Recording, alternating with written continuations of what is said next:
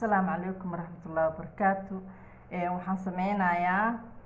baradho iyo waxaan sameynayaa insha Allah haduu Ilaahay yiraahdo inta baradho aan kariyo oo soo jajabiyay waaye kabsar caleen iyo waxaan ku soo daray iyo basal iyo barbarooni. inta waxa igu jira hilib shiidan oo aan ku daray basal iyo barbarooni asagana iyo maraq jumbo yar.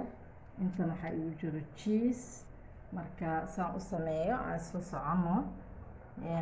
ayaamahan waa maqnaay marka haddaan soo noqday duruufo jira awgeed oo maqnaay marka haddaan soo noqday marka aan isla socono afartan kuusan ka dhigay waa ujeediin kadibna waxaan ku sameeyaa waa isla soconayna waa kaasaa sidaasaan kasoo dhigay waa arkaysiin aan malaynaa yaa arkaysiin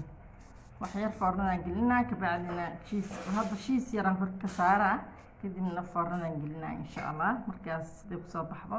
waa la arki doonaa maraq yar oo yaanyo oo si fiican aan u karsamin aan hoos ka dhigay kabacdina korka ugu shubi doonaa haduu la yiraahdo waa kaasaa cheese-kaas yaraan korka ugu shubay foornadaan gelinaa hadhowna waa kasoo bixinaa haddana dalac bilaashan korka ugu shubaa haddana cheese yaraan kusoo shubaa insha Allah ila socdo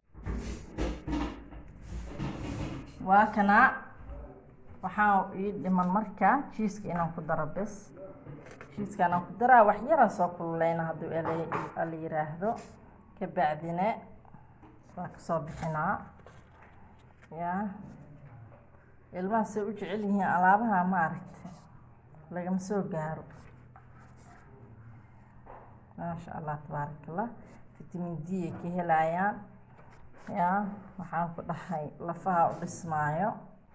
cheese-ka caadi maaha ma ogtahay vitamin D yaa ku idil yaa ilmaha xoog u kariyaa lafaha xoog u korayaan marka waa kaasaa haddana wax yar foornadaan ku celinaa waa soo kululeyna markuu soo kululaadana waa kasoo bixinaa marka la socdahee waa kaasaa saasaan markuu noqday aan kasoo bixiyey yaa inta kalena waa tan saxankaana soo saaray marka cunug halaha aasi sidaan ku dhahay maasha Allah tabarakallah wax kale kaama rabiyaan ku yar wax kale kaama rabi waxa waaye qanacsan yahay